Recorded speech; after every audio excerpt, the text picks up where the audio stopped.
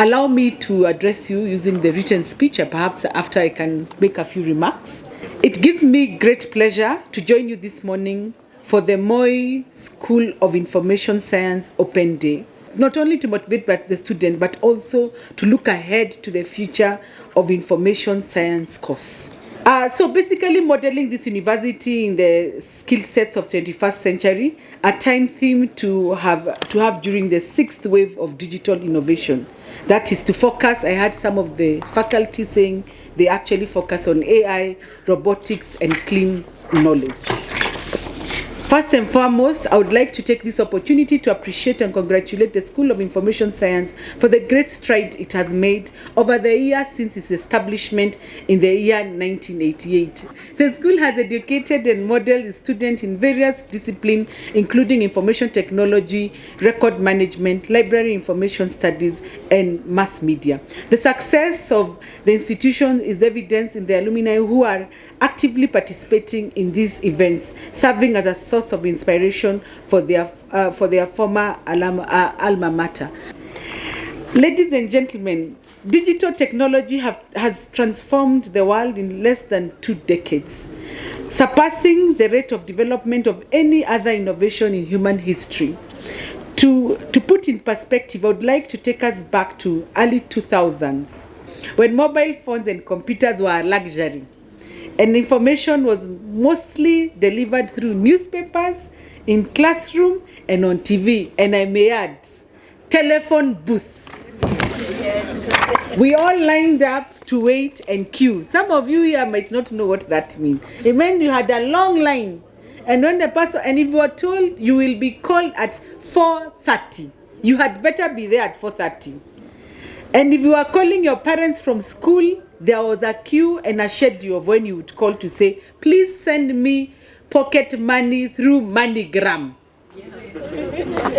That is the 90s. Fast forward to 2024, where the evolution of technology has transformed every aspect of our lives, such as education, through e-learning, improved healthcare system, easy access to government services, communication of information through other mediums such as social media, platform, and the list goes on. And we've seen a different sector actually adopting to this, including nowadays you can be served on email. Today's world is experiencing a dynamic shift into advanced technology that will propel us into the next phase of digital revolution. Artificial intelligence, blockchain, and machine learning are just a few examples of these technologies that are driving transformation changes across the industry, unlocking new opportunity and challenges. And I really must commend the school. When I heard that you sit and revise curriculums when necessary within 4 years, I think you're in the right space. Please clap for yourselves. As this technology continues to evolve, their impact on society will become increasingly profound, and it is critical that we advocate for our Kenyan education system to equip future generations with the knowledge and skill necessary to exploit their complete potential for our betterment. Digital and ICT education is very important for the Kenya economy, and is supported by the present government as one of the main initiatives emphasizing the bottom-up economic transformation agenda better. Is the advancement of Kenya digital superhighway and creative economy.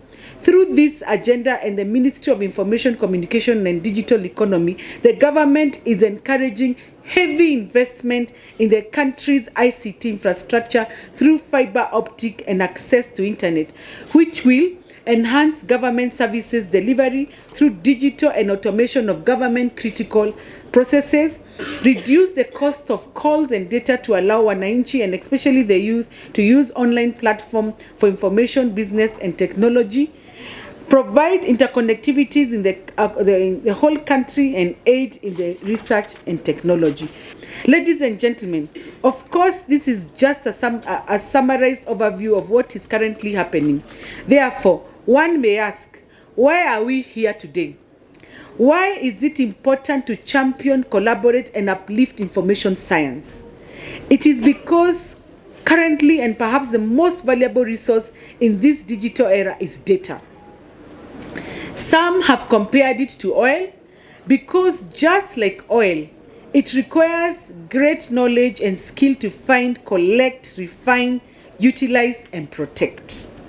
With this in mind, education institutions are able to come up with correct curriculums to prepare future generation to fully harness the unforeseen potential of data and emerging technology. The value of data in decision making cannot be overstated. In this era of digitization, data has emerged as a critical asset that can significantly influence the effectiveness, efficiency, and overall success of entities across various sectors. Optimized utilization of data aids in improving customer experience, innovation and growth, enhance public service, transparency and accountability, policy making and evaluation. Ladies and gentlemen, in keeping with today's theme, the other value of data in this digital era are the immense opportunity for innovation and employment opportunity. Due to the dynamic and transformation nature of the emerging technology as well as complexities of data utilization, numerous opportunities have risen in research and innovation. And just to say, we have not yet realized the full potential of what data can do. If you want to know what data can do, I want you to just Google and check the top 5 companies across the world in terms of brand recognition. They are all likely to be IT companies and multinationals. What are these people doing differently? You go into those social media pages, you give your information for free, they use the information, they monetize it, and they get money out of it. So we haven't scratched the surface in this country in terms of the importance of data. And I think as a learning institution, it's important for you to identify your niche in this conversation around data so that you monetize it and it becomes something that actually can put this university at the front when it comes to issues around data. Due to the dynamics and transformational nature of the emerging technology as well as complexity of data utilization, numerous opportunities have risen in the research and innovation. Private institutions such as Big Tech have realized the need for research and are now offering fellowship to further enhance the understanding and anticipation of the next phase of digital revolution. We do not know how it's going to look like, but we can't sit and say we do not know. We must be ready. And for us to be ready, it's about us having incubators, trying until we get it right. Additionally, the digital revolution has created new employment opportunity based on the process of data collection, processing, utilization, storage, and protection. Similarly, due to this ICT advancement, the opportunity in policy development and implementation through law and regulation. With this in mind, I would like to urge the School of Information Science to ensure that its graduates from the school are well equipped to harness the opportunity brought about by digital transformation. As a data commissioner, my focus is on protection of data subject rights. While we are a young institution having only come to effect in 2019, when the Data Protection Act was enacted, through the support of Ministry of Information, Communication and Digital Economy, we have made great strides. We are playing our part in digital revolution as regulators of collection, processing, and utilization of personal data. We are now operating in 7 regions with offices in Nakuru, Kisumu, Mombasa, Nairobi. We also have Huduma centers. We are present in Huduma Center in Garissa, Nyeri, Eldoret. We have offices stationed in Eldoret, Nyeri, and Garissa I've talked about, with hope of opening up those offices within the coming financial year. Additionally, we have registered 4,000 data controllers. I don't know, Professor, if Moi University has registered. I know you have. And receive over 1,000 complaints and have carried out over 67 investigations. Additionally, as a data protection authority, we continue to collaborate with other organizations globally. And in this year, We will be hosting the Network for African Data Protection Authority conference in May. And because it's in these conferences that your students and faculty will have an opportunity to interact with what else is happening. Moreover, one of ODPC's most important role to offer guidance on data subject rights and data protection. This is done through training and sensitization of data protection principles as provided for under Section 25 of the Data Protection Act. As we encourage institutions to engage and collaborate with us, we aim at spreading and the understanding of data protection. We also offer advisories and guidance note on areas that need further clarification, and I'm happy to say that this year we are working on a guidance note on journalist, artistic, and research purposes. As I conclude, I would like to reiterate the importance of information science, not only in the world we currently live in, but also for the future.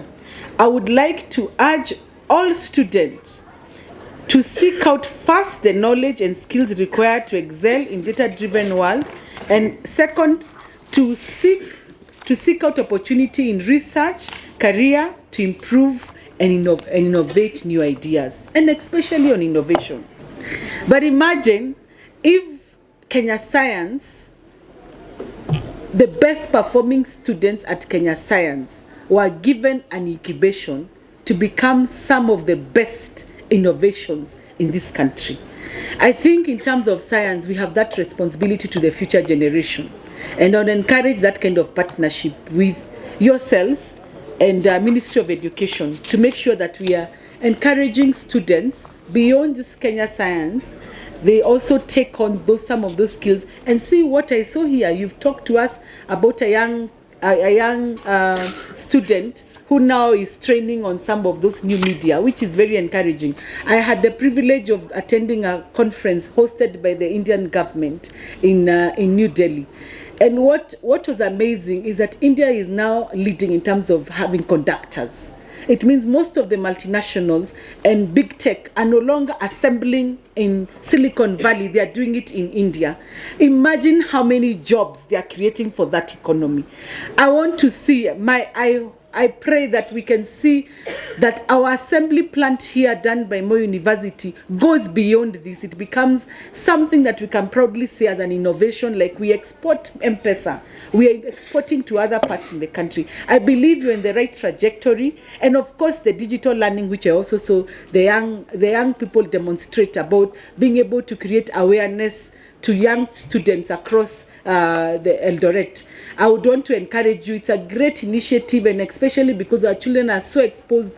We all were very good adapters in terms of technology, but we have not taught our children in terms of making sure they are safe in the internet. I think that's an initiative that deserves commendation and something that needs to be taken, because many times when we speak as adults, but these are youth. They will listen to them more. Speaking at Connected last year, that is Honorable Moses Kuria, he said, it's unfortunate that just like farming, in the farming we get 10 products, only 3 make it to the market. It's the same for innovation. We have 10 products and only 3 make it to the market, the rest go to waste. And the challenge he challenged us was, we don't have oil. What we have in this country and can export is technology. We must measure up. And I think you're in the right space. You already have an assembling plant, and you already have done this. You have piloted. You told me with Moi referral. You've done it. You're doing it for private institutions. Please take it to the next level. I would also like to urge all stakeholders to encourage and support the development of information science education in this day and age should evolve just as quickly to keep up with the dynamic technology. As a parting shot, I would like to emphasize the importance of data protection principles and the role in balancing our data subject privacy rights and promotion of innovation. I welcome further collaboration as we navigate new digital era and tap into the potential of data as new currency. Thank you very much.